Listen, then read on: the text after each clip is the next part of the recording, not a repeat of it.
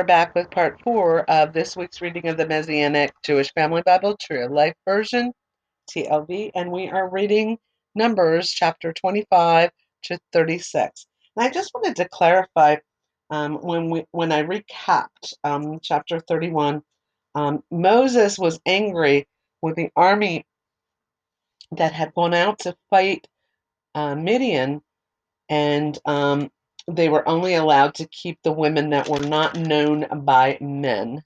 The rest, actually, they ended up having to kill, because actually the instructions were to not allow anyone to be alive. So that was the revenge that was to be taken on Midian. So we're going to move into chapter 32, settling the east side.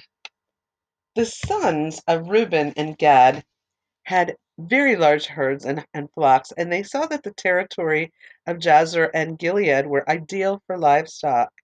So the sons of Reuben and Gad came and said to Moses, Eleazar the Kohen, and the princes of the community, saying, Ataroth, Dibon, Jazer, Nimrah, Heshbon, Elealeh, Sabam, Nebo, and beyond, the territory Adonai conquered before the community of Israel, are suitable for livestock, and your servants have livestock. Then they said, If we have found favor in your eyes, let this territory be given to your servants as a possession. Don't make us cross the Jordan. Moses replied to the sons of Gad and Reuben, Should your countrymen go to war while you dwell here? Why do you dishearten Bani Israel from going across to the land that Adonai has given to them? Your fathers did this when I sent them from Kadesh Barnea to look over the land. They went up to the valley of Eshcol and viewed the land, but they discouraged the hearts of Bani Israel not to enter the land which Adonai had given them. The anger of Adonai was aroused that day, and he swore an oath, saying, The men who came out of Egypt from 20 years old and upward will not see the land I promised to Abraham, Isaac, and Jacob, for they have not followed after me with a whole heart, except Caleb, son of Jephunneh, the Kenizzite, and Joshua, son of Nun, for they were wholehearted after Adonai. The anger of Adonai burned against Israel, and he caused them to wander in the wilderness for 40 years, until all the generation doing that evil in Adonai's sight was gone. Now look, here you stand in the place of your fathers as a brood of sinful men to add more to Adonai's great wrath against Israel. If you turn away from him, he will repeat again, leaving this people in the wilderness, you you being the cause of his people's destruction. Then they came up to him and said, We will build sheepfold for our livestock and cities, for our children, but we are prepared to arm ourselves and go ahead of Bnei Israel until we have brought them to their place. Our children will live in the cities fortified against the inhabitants of the land. We will not return to our homes until each one of Bnei Israel has received his inheritance. Yet we will not inherit with them on this side beyond the Jordan, since our inheritance has come on the east side of the Jordan. Moses said to them, If you will do this, if you will arm yourselves for battle for Adonai, and if all of you cross the Jordan until Adonai has driven his enemies from before him, and the land is subdued before Adonai, then afterward you may return and be free before Adonai and Israel. Then this territory will be your possession before Adonai. But if you don't do this, behold, you sin against Adonai. Be assured, your sin will find you out. Build for yourselves cities for your children and pens for your flocks. Then do what has come out of your mouth. So they made a vow, actually, to go with Benaiah Israel until everyone got their inheritance, and then they would return to the east side of the Jordan. They did not want to cross over and take that land. They wanted to keep the land that they were on. The sons of Gad and Reuben said to Moses, saying, Your servants will do just as my Lord is commanding. Our children, our wives, our flocks, and all of our herds will remain here in the cities of Gilead, but your servants, everyone armed for battle, will cross over for the war before Adonai, just as my Lord says. Moses then gave orders about them to Eleazar the Kohen, Joshua son of Nun, and to the chiefs of the fathers of the tribes of Bani Israel. Moses said to them, if the sons of Gad and Reuben cross over the Jordan with you, everyone armed for battle before Adonai, when the land is subdued before you, then give them the territory of Gilead as a possession. However, if they do not cross over fully armed, they are to possess the land of Canaan with you. The sons of Gad and Reuben answered, saying, what Adonai has said to your servants, so we will do. We will cross fully armed before Adonai into Canaan, but our inheritance will be on this side of the Jordan. Moses then gave to them the sons of Gad, Reuben, and the half-tribe of Manasseh, son of Joseph, the kingdom of Sihon, Sihon, king of the Amorites, and the kingdom of Og, Og, king of Bashan, the land with its cities and the territory around the cities. Remember earlier we had read about the defeat of Sihon and Og and the defeat of the cities, so they had control of those cities. So those were going to go to the tribes of Reuben, Gad, and the half tribe of Manasseh. The sons of Gad built up Dibon, Adaroth, and Aroer, Aroer, as well as Atroshophan, Jazer, and Jogbeha, Benimrah, and Beth Haran as fortified cities, as well as sheep pens. The sons of Reuben built Heshbon, Elealeh, uh, Kiriathaim, Nebo, Belmeon, cities whose names were changed, and Sibmah. They gave other names to the rebuilt cities. The sons of Machir, sons of Manasseh, went up to Gilead, captured it, and drove out the Amorites who were there. So Moses gave Gilead to Machir, son of Manasseh, and he lived there. Jair, Jair, a son of Manasseh, went and captured their settlements and named them Jair's villages. Sorry. Noba went and conquered Kenath, that's Kenath, and its settlements, and named them Noba after his own name. And that's the end of chapter 32.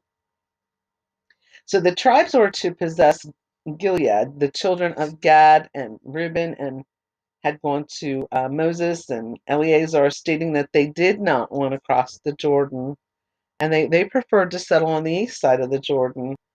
And so it was settled that Reuben, Gad, and the half tribe of Manasseh, the half tribe of Joseph, which is Manasseh, would actually inherit on the east side of the Jordan. But the fighting men were to go with Bani Israel until they all had attained their inheritance, because there was going to be battles, and they were not to split off, because the rest of Bani Israel needed them to help with those battles.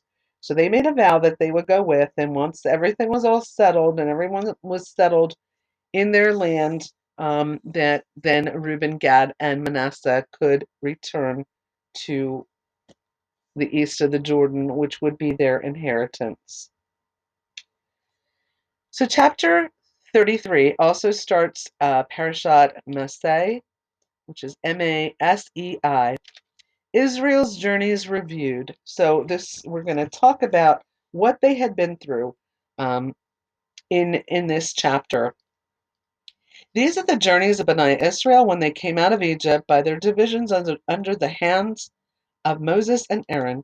Moses recorded. Okay, now we know that Moses was the author of all of these books so far, all of the books of the Torah. Moses recorded the stages of their journeys at Adonai's command. These, then, are their journeys by stages. Bani Israel sets out from Ramses On the 15th day of the first month, the first day after Passover, they went out with a high hand in the sight of all Egypt. Now the Egyptians were burying those whom Adonai had struck down among them. Adonai had brought judgments on all their firstborn and their gods, little g gods, that is. Benaiah Israel left Ramses and encamped at Succoth. They departed from Succoth and camped at Etham on the edge of the wilderness. They left from Etham and turned back towards Pi hyphen Hahiroth, which is, okay, I'm going to spell it all out. Pi hyphen Hahiroth, east of Baal Zephon, and camped before Migdol. They left from before Pi Hahiroth and passed through the sea into the wilderness. They traveled 3 days' journey into the wilderness of Etham and camped at Marah. They departed from Marah and went to Elim, Elim. There were 12 water springs and 70 palm trees in Elim, so they camped there. They left Elim and camped by the Sea of Reeds. They set out from the Sea of Reeds and camped in the wilderness of Sin. They left from the wilderness of Sin and camped in Dophkah. Then they left Dophkah and camped at Alush. They left from Alush and camped at Rephidim, where there was no water for the people to drink. They set out from Rephidim and encamped in the Sinai wilderness. They departed from the Sinai wilderness and camped at Kibroth Hattaavah. They left from Kibroth Hattaavah and camped at Hazeroth. Departing Hazeroth, they camped at Rithmah. Leaving Rithmah, they camped at Rimmon Perez. They left from Rimmon Perez and camped at Libnah. They departed Libnah and camped at Rissa. They left Rissa and camped at Kehila. They left Kehila and camped at Mount Shepher. They departed Mount Shepher and camped at Haradah. They departed from Haradah and camped at Machiloth. Then they left Machiloth and camped at Tahath. So you can see how much traveling they did in those 40 years. They left from Tahath and camped in Terah. They left Terah and camped at Mithkah. They departed Mithkah and camped at Hashmonah. They left Hashmonah and camped at Moseroth. They left Moseroth and camped at Benajakan. Departing Benajakah, they camped at Hor Haggadad. And leaving Hor Haggadad, they camped at Jotbah. They left Jotbah and camped at Abronah. They departed from Abronah and camped at Ezion Geber, and that's actually a hyphenated area too. Ezion hyphen Geber. They left Ezion Geber and encamped at Kadesh in the wilderness of Zin. They left Kadesh, then camped at Mount Hor, Hor, on the border of the land of Edom. Aaron the Kohen went up at Mount Hor at Adonai's command and died there in the 40th year since the departure of Benaiah Israel from the land of Egypt on the first day of the 5th month. Aaron was 123 years old when he died on Mount Hor.